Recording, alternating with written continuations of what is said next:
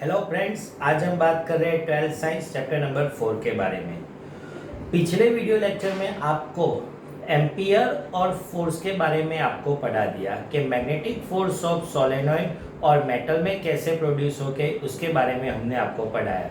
उसकी फॉर्मूला भी आपको पढ़ाई कि आइडल क्रॉस बी और आईएल क्रॉस बी जैसा फॉर्मूला पढ़ाए। उसके बाद एम्पियर नाम के साइंटिस्ट ने उसका ऑब्जर्वेशन किया, उसको हम एम्पियर्स ऑब्जर्वेशन बोलते हैं। नाउ 2 मार्कर में एग्जाम में आता है explain amperes observation and define 1 ampere definition. Otherwise second question आता है 2 very long wire defines force and also define 1 ampere definition. तो सम ऑफ स्टूडेंट को ऐसा लगता है सर थर्ड चैप्टर में आपने तो पढ़ा दिया कि I equal to Q by T थी, उसमें 1 एम्पियर की डेफिनेशन तो पढ़ाई थी आपके कि कोई भी मेटल में for any metal 1 coulomb charge pass per 1 second then produce current become 1 ampere. वो डेफिनेशन हम नहीं लिख सकते, तो उसका आंसर है वो 1 एम्पियर करंट जो है वो इलेक्ट्रिक फील्ड की डेफिनेशन थी। अब हम मैग्नेटिक फील्ड से 1 एम्पियर की डेफिनेशन पढ़ाने वाले हैं। स्टार्ट करते हैं। दैट एम्पियर्स ऑब्जर्वेशन सबसे पहले आपको पढ़ना पड़ेगा। What is Ampere's observation? Then answer is 2 very long parallel wire. Definition क्या बोले?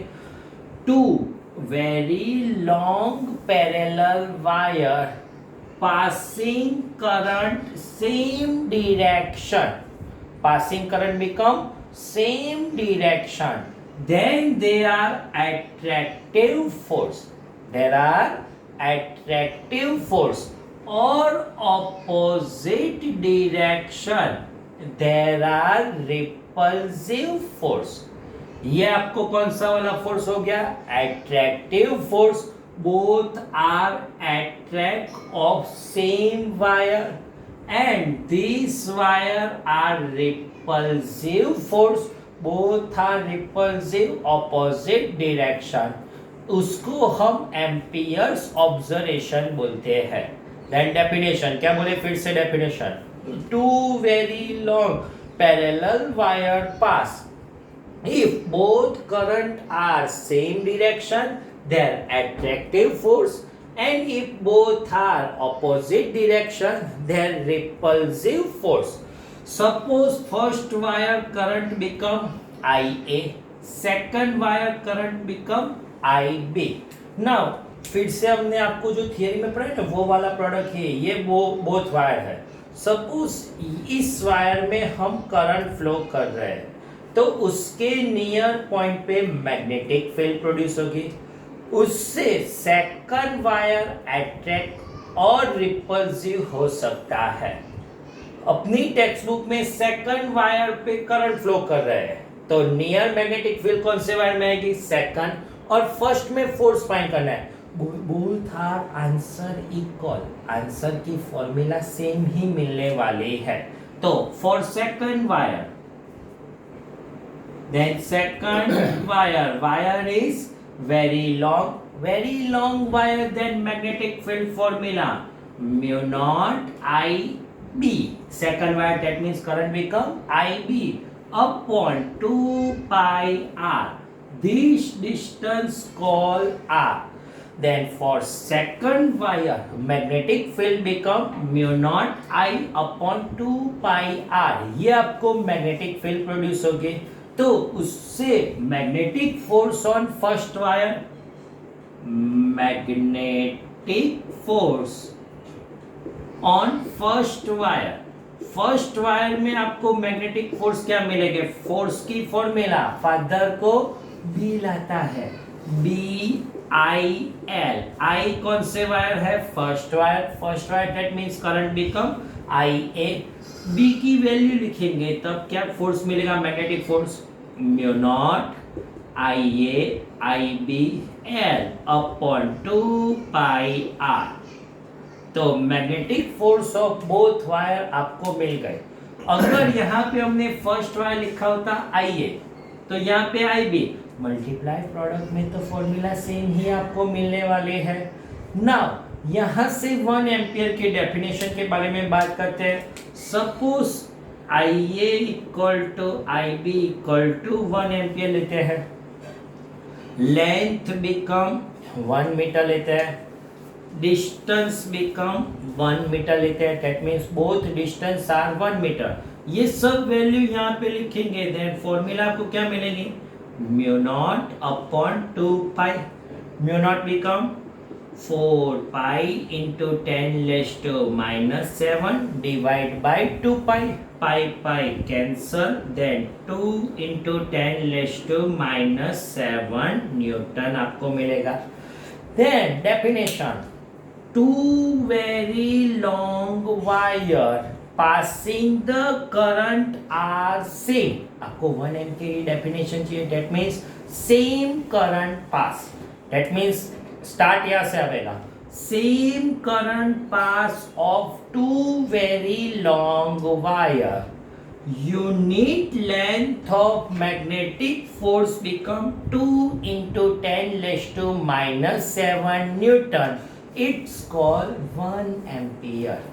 याद है आपको डेफिनेशन, जो मैं फिर से बोलता हूं आपको नोट में लिखनी है, तो क्या है, same current pass on 2 very long parallel wire, unit length of magnetic force become 2 into 10⁻⁻7 newton, it's called 1 ampere. And unit length of का फोर्स, मैग्नेटिक फोर्स आपको क्या मिलेगा, unit length of force, that means F upon L। Then आप F upon L करेंगे, क्या formula मिलेगी, mu not IA IB upon 2 pi R, that means unit length of force की formula, उसको आप स्मॉल f भी लिख सकते हैं, अपनी टेक्स्ट में स्मॉल f और f upon L formulas are given. अब ये वाली फॉर्मूलास आप डायरेक्ट न्यूमेरिकल्स में लिख सकते हैं, क्योंकि 1 एम्पियर की डेफिनेशन में आपको क्वेश्चन में गिवन। अब आज के वीडियो लेक्चर में सेकंड वाली जो फॉर्मूला हम पढ़ाने जा रहे हैं वो साइक्लोट्रॉन। नाउ अब जो टॉपिक हम पढ़ाने जा रहे हैं उसको हम क्या बोलते हैं, cyclotron. Now what is cyclotron, और साइक्लोट्रॉन के बारे में हम क्या पढ़ाने जा रहे हैं, जो अब जो ये थियरम जो है साइक्लोट्रॉन, वो एक्चुअल में कोई साइंटिस्ट के नाम से नहीं है, वन टाइप ऑफ इंस्ट्रूमेंट है।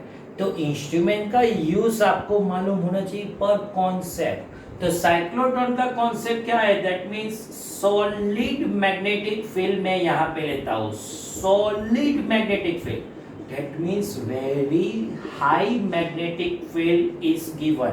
नाउ आपको मालूम है हमने यहाँ पे क्रॉस रखा है, क्रॉस में इनसाइड मैग्नेटिक फील्ड, अगर हम यहाँ पे डॉट रखते थे तो आउटसाइड ऑफ मैग्नेटिक फील्ड मिलता, that means magnetic field become inside given from this. और उसका हम प्रिंसिपल के बारे में बात करेंगे। तो what is principle of cyclotron, that means answer उसका आएगा कि moving electron with acceleration, that means जो मूविंग इलेक्ट्रॉन है वो एक्सेलरेशन मूव कर रहा है, ये आपको डिफाइन करने जा रहा है cyclotron's principle. Now moving acceleration electron, that means अपने जो केमिस्ट्री में पढ़ा था, जो ऑर्बिटल आती है 1s ऑर्बिटल में जो इलेक्ट्रॉन होता है, वहां से 2s 2p 3s ऐसे मूव करते कोई पर न्यूक्लियस को फ्री करने के लिए जो यूज आता है वो प्रिंसिपल यूज होता है साइक्लोट्रॉन। तो कैसे यूज होगा, magnetic field is very large, circular path में मूव कर रहा है, दैट मींस सेंट्रीफ्यूगल फोर्स लगेगा, सेंट्रीफ्यूगल नाउ जो ये हम थियरी बोल रहे हैं ना, वो सारी थियरम हमने अगाऊ के वीडियो लेक्चर में, पिछले ही वीडियो लेक्चर में आपको पढ़ाई दिया है। सेंट्रीफ्यूगल फोर्स कौन सा था, mv² upon r equal to, we can write qvb, vv cut, then momentum की फॉर्मूला आपको मिल गई, momentum p equal to mv equal to qrb, but V R omega, V equal to R omega. Now M R omega equal to, we can write Q R B, R वाले product cancel, omega equal to QB upon M, और ये वाली product आपको क्या मिलेगी, constant मिलेगी। ये cyclotron का प्रिंसिपल है, फ्रीक्वेंसी को कांस्टेंट रखते इलेक्ट्रॉन को मूविंग एक्सेलरेशन विथ मूविंग करने के लिए जो यूज करना पड़ता है वो साइक्लोट्रॉन। कोई बच्चा ऐसा बोल सकता है यहाँ पे सर प्रॉपर्टी कांस्टेंट कैसे मिलेगी, हमने जो मैग्नेटिक फील्ड डिफाइन किया उसके बाद भी कांस्टेंट हो जाएगा, हम इंक्रीज और डिक्रीज नहीं करने वाले। चार्ज जो इलेक्ट्रॉन होता है वो 1 इलेक्ट्रॉन ही लेते हैं तो इलेक्ट्रॉन का चार्ज भी कांस्टेंट होता है, और हम बहुत सारे 10 के 50 के 100 इलेक्ट्रॉन को मूविंग कराने जा रहे हैं तो चार्ज तो सेम ही मिलेगा और मास भी आपको इक्वली मिलेगा। दैट मीन्स ये वाली प्रोडक्ट आपको कांस्टेंट मिलेगी, but omega equal to 2 pi upon T और 2 पाई म्यू मिलेगी। Then we can write 2 pi mu equal to QB upon M. Frequency के बारे में बात करेंगे, then mu equal to, we can write QB upon 2 pi M. ये आपको angular linear frequency मिल जाएगी, और inverse of frequency it's called periodic time, और periodic time t equal to, we can write 1 upon mu 2 pi m upon, ये आपको QB मिलेगा। ये पीरियोडिक टाइम और फ्रीक्वेंसी की फॉर्मूला पिछले वीडियो लेक्चर में हमने पढ़ाई, वो वाली फिर से आ गई, और यहाँ पे काइनेटिक एनर्जी की भी फॉर्मूला आपको given, kinetic energy. Now kinetic energy half mv² और p² बाय 2m आता है। Now p equal to momentum QRB, then kinetic energy Q² R² B² upon 2m, ये आपको काइनेटिक एनर्जी की फॉर्मूला मिल गई। नाउ अब जो हम बात करने चाहिए, तो सर थियरी में आपको बोला है कि इलेक्ट्रॉन को मूव करना जो है, प्रैक्टिकल कॉन्सेप्ट क्या है, कैसे इलेक्ट्रॉन को मूव कराते हैं, तो उसका एग्जांपल हम यहाँ से बात करते हैं। ये सम ऑफ डिस है, यहाँ पे वेरी हाई मैग्नेटिक फील्ड के लिए AC सोर्स हम ड्रॉ करते हैं, ये वाला प्रोडक्ट है AC सोर्स,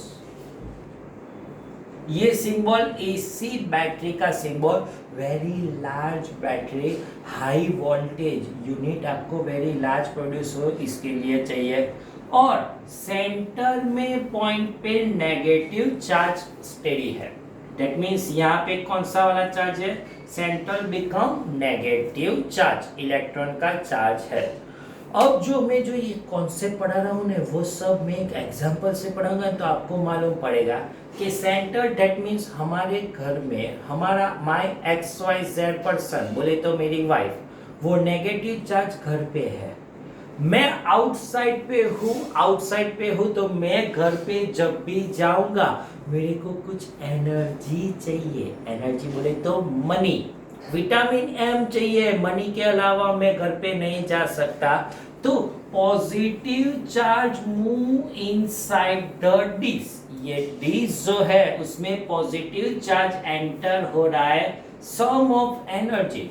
सपोज मैं पूरे दिन की जो मेहनत है उसको मिला के 50 रुपीज मैंने आज प्रोड्यूस किए, 50 रुपीज मैंने कमाए, वो 50 रुपीज लेके मैं घर पे गया, जैसे घर पे जाता positive charge negative charge become neutral charge हो जाएगा, चार्ज बिकम न्यूट्रल। अब वो 50 रुपीज का क्या बोलेंगे, तुरंत बोलेंगे HCM 50 रुपीज मुझे दे दो। That means electron charge negative charge gain 50 rupees energy gain। હવે एनर्जी गेन तो वो 50 रुपीज लेके कहाँ जाएगी, शॉपिंग मॉल में, कि जो भी जितने पैसे हैं वो शॉपिंग करने चले गए। शॉपिंग मॉल में निकले और कुछ शॉपिंग किया, that means सर्कुलर पाथ में हाफ रोटेट किया, सारे पैसे खत्म। जो बोलने जाना है वो एनर्जी जो प्रोड्यूस हो रही है इलेक्ट्रॉन की, वो हाफ रोटेशन के बाद एनर्जी बिकम क्या हो जाएगी, जीरो। एनर्जी अब कुछ भी नहीं रह गई। तो अब क्या करेंगे, वो घर पे नहीं आएगी वापस, वहां से कॉल करेंगी, ऐसे मनी खत्म हो गई है, पैसे भेजो। तो मैं दोबारा आउटसाइड में चला गया, दैट मीन्स डीज फिर से कौन सा चार्ज हो गए, नेगेटिव चार्ज। अब सेकंड टाइम में एंटर हो रहा हूं तो पहले से ज्यादा पैसे लेके आऊंगा, दैट मीन्स 50 रुपीज से उसके बदले मैंने 100 रुपीज गेन करके लाए। 100 rupees, energy become increase, energy increase, radius increase proportional to R square. Radius increase, that means इससे ज्यादा की रेडियस। जलेबी बाई जैसा स्ट्रक्चर, पहले से ज्यादा की रेडियस कंप्लीट करेंगे, हाफ रोटेशन, फिर से पॉजिटिव चार्ज आउटसाइड जाएगा, वापस आएगा, उससे भी ज्यादा एनर्जी। ऐसे एनर्जी इंक्रीज होते होते होते होते वो सरफेस पे चले जाएंगे, दैट मीन्स ऐसे इंक्रीज, हर बार इंक्रीज होते होते वो इलेक्ट्रॉन, आपने थियरी में पढ़ा था 1s ऑर्बिटल, उसमें 2s 2p 3s, ऐसे ऑर्बिटल इंक्रीज करते करते लास्ट वाले ऑर्बिटल में वो चला गया। अब की बार मैं जो बाहर जाऊंगा और एंटर होगा, एनर्जी कौन सी आएगी, मैक्सिमम एनर्जी। और ये maximum energy electron gain then one target, that means वो लोग सोच ही रहे थे कि रक्षाबंधन आने वाली है, 5000 या 10,000 वाला ड्रेस पसंद करके रखा है, पर एक साथ 5000 या 10,000 मांगेंगे तो सब देने वाले नहीं है ना। तो ऐसे इंक्रीज करते करते करते करते हाईली एनर्जी इंक्रीज, वो टारगेट पे जाके उसको ब्लास्ट करेंगे, दैट मीन्स ये वाला इलेक्ट्रॉन यहाँ पे जाके ब्लास्ट होके वो परचेस करने के लिए साइक्लोट्रॉन का यूज आता है। दैट मीन्स न्यूक्लियस में से इलेक्ट्रॉन खुद के ऑर्बिटल को मूव करके एक बार आउटसाइड चला जाएगा। यही कॉन्सेप्ट हमने वो मिशन मंगल आप लोगों ने फिल्म देखी होगी, उसमें भी डिफाइन करता है कि एक बार मशीन स्टार्ट किया, सेकंड ऑर्बिटल, उसके बाद फिर से ऑर्बिटल लार्ज एंड इंक्रीज होते होते एक लास्ट ऑर्बिटल में चला गया, फाइनल मशीन स्टार्ट किया, डायरेक्ट एब्जॉर्ब, तो डायरेक्ट वो आ जाएगा हाईली एनर्जी प्रोड्यूस। और ये साइक्लोट्रॉन का प्रिंसिपल की वजह से पॉसिबल हो सकता है। तो सब लोग बच्चे बोल रहे हैं कि उसका यूज क्या है, तो कि सबसे पहला यूज है कैंसर की कीमोथेरापी। नाउ सपोज मेरे को यहाँ पे कैंसर है, कैंसर के मसल्स यहाँ पे है, तो वो जो ऑपरेशन करने वाले, जो मैं अभी बायोलॉजी के स्टूडेंट के बारे में नहीं बोल रहा, सब बच्चे लोगों को इतना बेसिक नॉलेज तो होना चाहिए कि ये कीमोथेरापी है क्या। तो सपोज मेरे को यहाँ पे कैंसर के सिम्टम्स है, तो जो वो डॉक्टर्स होते हैं वो इंजेक्शन जितना स्मॉल होल यहाँ पे पड़ेंगे, उसके बाद साइक्लोट्रॉन का मशीन स्टार्ट होगा, इलेक्ट्रॉन ऐसे मूव करते करते ऑर्बिटल से एक साथ बाहर आएंगे, बाहर आने के बाद इलेक्ट्रॉन गन से ऐसे ब्लास्ट करना है, दैट मीन्स यहाँ से गन में से छोड़ेंगे, इलेक्ट्रॉन डायरेक्टली उस होल में से इनसाइड में जो मसल है उसके साथ टकरा के कोलिशन के बाद वहाँ पे ब्लास्ट हो जाएगा। ब्लास्ट हो जाने के बाद ये सारे सेल डिस्ट्रॉय हो जाएंगे, डिस्ट्रॉय हो जाने के बाद दूसरा इंजेक्शन लेके वो सारे सेल को हम एब्जॉर्ब करके आउटसाइड निकालना, और ये है केमोथेरेपी। इसलिए very high energy produce in body, उसके वजह से जो हेयर होते हैं वो हेयर निकल जाते हैं कीमोथेरेपी में, ये इसका रीज़न है। अब डॉक्टर की अगर गलती हो गई, डेट मीन्स यहाँ पे अगर कोई भी मसल्स है उसमें जो सेल आउटसाइड निकालना है उसमें 2 या 4 सेल रह गए, तो फिर से कैंसर प्रोड्यूस होता है।